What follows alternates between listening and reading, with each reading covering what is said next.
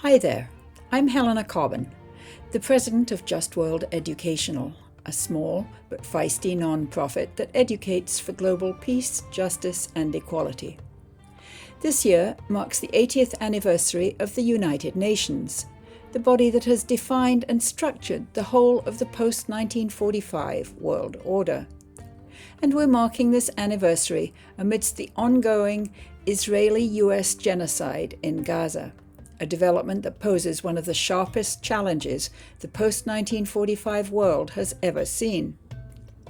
On August 20th, I wrote an essay on our platform globalities.org that outlines the very tough challenges the Gaza genocide poses to today's world system. And at the end, it proposes a list of the 5 priorities that activists worldwide might most helpfully be focusing on. Here is the essay, Gaza and the UN at 80. For many decades now, Israel has acted as the tip of the spear for white Western colonial domination of West Asia and much of North Africa. Through prodigious and focused efforts, Israel's leaders so successfully meshed their technological and military and technological elites with those of the United States that they achieved a large degree of control over US actions in countries from Iran to Libya, including, of course, US policy on the crucial Palestine question. The fully US-backed genocide that Israel has pursued for the past 2 years in Gaza has echoed a lengthy string of similar actions that white colonial powers, including the United States, have enacted against indigenous peoples on all the continents for the past 5 centuries. In today's largely post-colonial world, this genocide has thus provoked a tsunami of revulsion across and beyond the whole of the global South. This has greatly reduced the appeal and soft power that before October 2023 Washington was able to deploy in its conduct of world affairs. It has also thrust the 30-year-long de facto hegemony that Washington has exercised over the UN's global-level decision-making into ever sharper question. Israel's genocide in Gaza and the international reaction to it are now seen by many as marking the beginning of the end of the lengthy domination that white European-origined governments have exercised for many centuries over much of the global South. We should note, too, that during this genocide, Israel's leaders have harshly attacked not only the steps that various bodies of the now 80-year-old United Nations have taken to end or temper the genocide, but also the foundations of UN legitimacy itself. They have thus presented the post-1945 world system with the greatest challenge it has ever seen. Last June saw the 80th anniversary of the signing in San Francisco of the UN Charter by the leaders of all 51 of the world's then recognized independent governments. That was before the dismantling of the large globe-girdling European empires. Today, the UN has 193 members. This September will see the opening of the 80th annual session of the UN General Assembly, the GA. At this year's GA, more questions than ever before will be raised about the dysfunctionality of the UN rule that has allowed Washington to repeatedly wield its veto in the Security Council to block the Council from acting to end Israel's genocide in Gaza, or to end Israel's many other gross violations of international law right across West Asia. The organization that I head, Just World Educational, has been among many citizen groups around the world that have called for the GA to take the rarely used step of passing a Uniting for Peace resolution, UFP.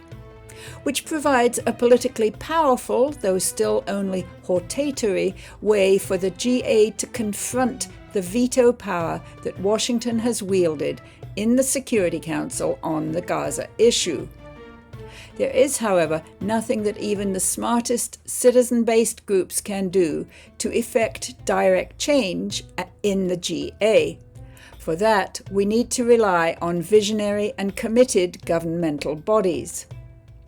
Luckily for our brothers and sisters in Gaza, and for the integrity of our current international system, a number of governmental bodies have stepped forward. At the forefront has been the de facto government in Yemen, headed by the Ansarullah movement, the Houthis, which has acted to block all shipping heading to or from Israel from transiting the strategic Bab el-Mandeb Straits, and also to launch sporadic long-distance missiles at military targets inside Israel. In addition, there is now also a growing coalition of other world governments committed to taking concrete action to end Israel's genocide in Gaza. This is the Hague Group of 13 mid-sized governments from the Global South.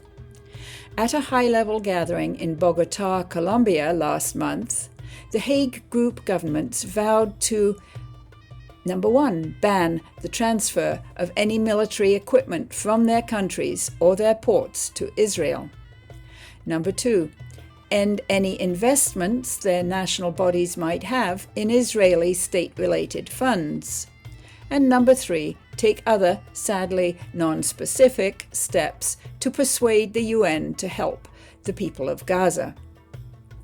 Recently, Norway announced that its largest in the world sovereign wealth fund would divest from 11 Israeli companies and review the investments it continues to hold in a further 50 Israeli companies.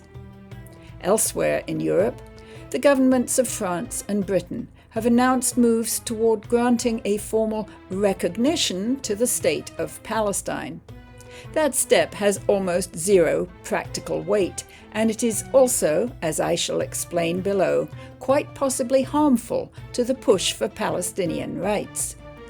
But the fact that even those veteran colonial powers in London and Paris have felt obliged to take it is another marker of how unpopular the US-Israeli genocide in Gaza has become worldwide. The global momentum to take action to end Israel's genocide in Gaza has clearly been growing in recent months, but it is still nowhere near enough. Back in July of 2024, remember, the UN's highest court, the International Court of Justice, the ICJ, stated in Article 261 of a key advisory opinion that Israel's entire continuing presence in the Gaza Strip and the West Bank, including East Jerusalem, was quite simply unlawful and needs to be ended. Here are 2 notes on the current prospects for global action. First, diplomatic victories alone are not enough. The General Assembly has invoked the UFP mechanism a dozen times over the years, most notably and most successfully in October 1956. US President Dwight Eisenhower invoked it to sidestep the vetoes that Britain and France have always had in the Security Council, and to win effective UN action to reverse the aggression that those 2 powers and Israel had just undertaken against Egypt. But it was not simply the 2/3 majority that Eisenhower won for his project in the General Assembly that ended that tripartite aggression. The stark threat that he also delivered to the French, British, and Israeli leaders that he would end support for their currencies and their economies if they did not comply with the UN's order to withdraw from Egypt, and Gaza, by the way, in a timely way, was, by all accounts, far more persuasive in forcing their withdrawal than the mere existence of the UN resolution itself. Back in 1956, Washington's economic power was at its peak. Britain, France, and Israel were all deeply dependent on US economic support. Today, if the Hague Group or any other group of anti-genocide governments succeed in winning a UFP-derived resolution that demands an end to the Gaza genocide, or more broadly, the speedy implementation of the whole of the ICJ's July 2024 ruling, then that diplomatic victory would have zero effect, unless it is backed up by concerted action in other spheres, including the economic. It is true that the US power in the world economy is considerably smaller today than it was in 1956, and that the many governments against whom Washington has deployed tough economic measures have developed increasingly effective and powerful ways to work around Washington's power within the world economic system. Nonetheless, it is still hard to conclude that the governments representing the global majority of nations are yet ready to use against Washington the same degree of economic steadfastness with which Eisenhower confronted London and Paris back in 1956. A second point here. The political underpinnings of any diplomatic action are crucial. Several of the citizen initiatives calling for UN action to end the genocide in Gaza call for the UN to deploy an armed protection force in Gaza, tasked with pushing back Israel's occupation forces from zones in part or all of Gaza sufficient to allow the distribution of aid to the population there.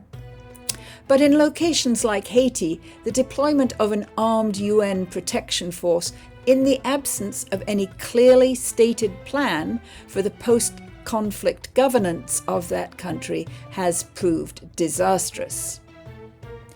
In any future UN challenge to Israel's occupation rule in Gaza, the global stakes would be many times higher than they have been regarding the UN's chronic governance failures in Haiti. Therefore, if a UN force is to be deployed to Gaza, similar to how a UN force was deployed to Suez and Sinai in 1956-57 to replace the tripartite occupiers in those areas, the political governance horizon within which this force operates needs to be clearly stated in the UN's authorizing resolution. The ICJ's July 2024 ruling provides one necessary but still far from sufficient basis for such a horizon, namely the urgent end, as stated in that ruling, to completely end Israel's illegal occupation rule over Gaza and also at some point soon thereafter the West Bank. Another key dimension of any effective UN action to end Israel's genocide and occupation in Gaza that needs to be successfully resolved is the intra-Palestinian political dimension. It is in this arena that the focus that some Western governments have recently placed on recognizing the state of Palestine poses a potentially dangerous distraction. Back in 1988, the Palestinians' then widely recognized liberation coalition, the PLO, won UN recognition as a still only aspirational entity called the State of Palestine. 5 years later, though, that same PLO entered into a very damaging interim arrangement concluded directly with the State of Israel, under which a new body called the Palestinian Interim Self-Governance Authority, the PA, would have limited powers of civil self-rule in parts of the West Bank and Gaza. Over the decades since 1993, the PA and also the PLO have increasingly come to function as quisling forces under Israeli-US control. including by acting alongside Israeli forces to suppress and oppress those Palestinian movements that remain committed to resisting Israel's illegal rule of the West Bank and Gaza. In that context, international moves to strengthen the hand of a state of Palestine that today represents only a small and clearly Israeli-allied portion of the Palestinian movement can be seen as very dangerous. What is needed instead are effective moves to bring about a reconciliation of all the Palestinian factions on the basis of an unequivocal commitment to national liberation. Algeria and China are among the states that have worked hard to achieve this, but the needed intra-Palestinian reconciliation has not yet been won. So what is to be done? In light of the above, here are the 5 types of action that supporters of Palestinian rights everywhere could most effectively be undertaking.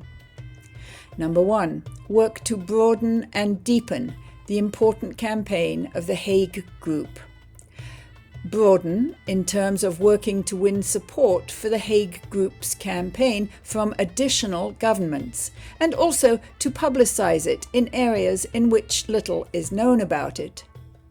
Deepen by working with the Hague Group members to persuade them to pursue plans for completely ending Israel's occupation rule of Gaza, in addition to their present commitments.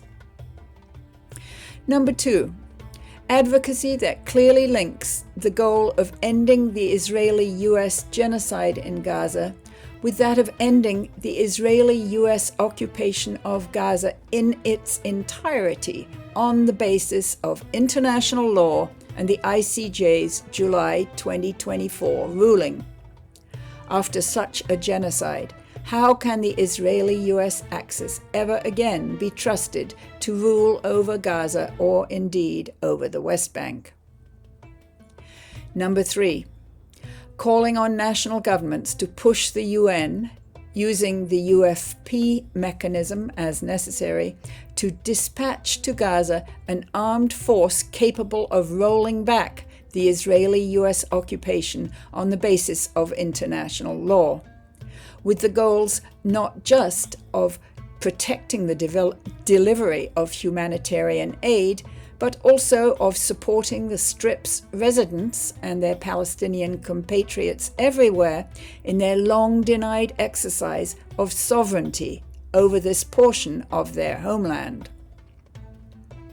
Number 4, work to support all efforts to reconcile internal differences among the Palestinian movements on the basis of the Palestinian Prisoners Document of 2006, which specified the entry of Hamas and its allies into the PLO on a mutually agreed basis. And number 5, continuing political work to reveal the hegemony that Washington has exercised over Arab-Israeli diplomacy since the 1970s, most often in close linkage with Israel's colonial plans. To understand the many arenas and ways in which that hegemony has inflicted harm on the peoples of West Asia, and to challenge that hegemony at every level. End the genocide. End Israel's illegal occupation. Palestinian survival and Palestinian rights now. Thank you.